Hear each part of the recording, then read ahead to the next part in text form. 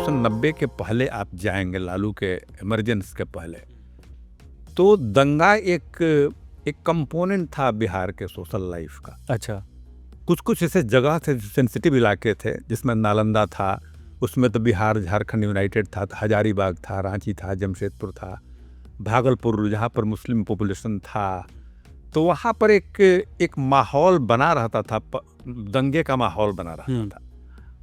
उस समय हो सकता है कि दंगा होता कैसे है कि मान लीजिए कि दुर्गा पूजा का टाइम आया, किसी उच्छृंखल कुछ ग्रुप ने, जो चूँकि राजनीति जो है आरएसएस बीजेपी, ये तो सुपर स्ट्रक्चर एक अलग चीज़ है, लेकिन उस तरह के लोग होते हैं, हिंदुत्ववादी है तो मुस्लिम में भी कोई उस तरह का कंजर्वेटिव एलिमेंट है, तो जब अगर मान लीजिए कि दुर्गा पूजा जब डिमॉन्स्ट्रेशन का टाइम आया या मुहर्रम का टाइम आया, तो उस तरह के लोग जो हेट करने वाले होते हैं वो कहीं पड़का फोड़ दिया तो कुछ फेंक दिया। अच्छा।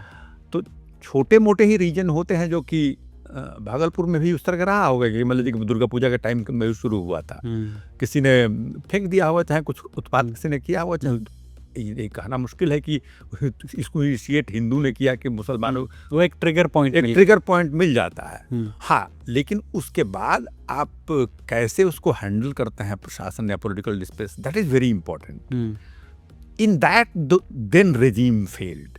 जो कांग्रेस की सरकार थी वो उस दंगे को कंटेन करने में असफल रही, बहुत जाने गई। ऑफिशियल रिकॉर्ड के अनुसार 1700 से लेकर के 2000 के आसपास वहाँ लोग मारे, हताहत हुए। अच्छा। मरने वाले में ज़्यादातर लोग मुसलमान थे, लेकिन हिंदू लोग भी मरे थे उसमें।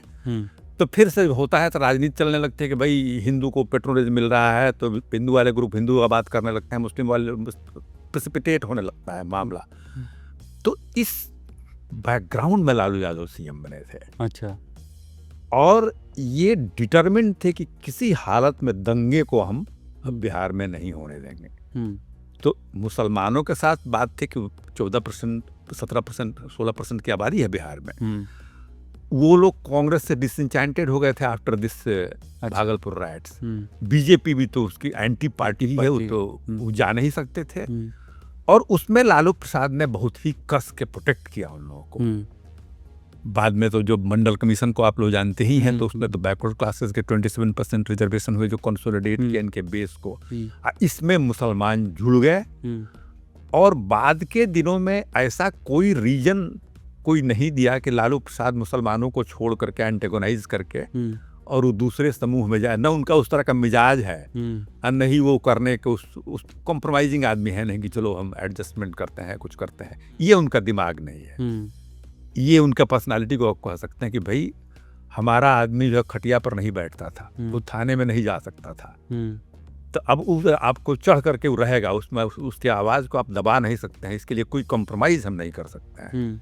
मुसलमान है तो उसको आप दबा नहीं सकते हैं, उसको हम और उसके लिए जो भी हो सकता, कोई एडजस्टमेंट हम किसी से नहीं कर सकते हैं इस कॉस्ट पर कि हमारी सत्ता हो जाए या कहीं सोसाइटी में बहुत हम एडजस्ट करके हमारी राजनीति चलने लगे। ये मिजाज के आदमी लालू प्रसाद नहीं है, वो कॉम्प्रोमाइज़ नहीं करते हैं। यही कारण है कि ठीक है अपर कास्ट उनसे नहीं जुड़े, लेकिन जो जुड़े उनसे मुसलमान या बैकवर्ड क्लासेस में बहुत बड़ा सेक्शन जो है वो उनको छोड़ता नहीं, इसलिए वो स्ट्रांग बने भी रहते हैं कि कंप्रोमाइज़ नहीं करते। वही उनका स्ट्रेंथ है, जिससे आप भी आज बता रहे हैं कि 50 वर्षों में कोई इरेलीवेंट नहीं होते हैं, पावर में रहें पावर में नहीं रहें, लेकिन उनका जलवा जो है वो ख़त्म नहीं होता।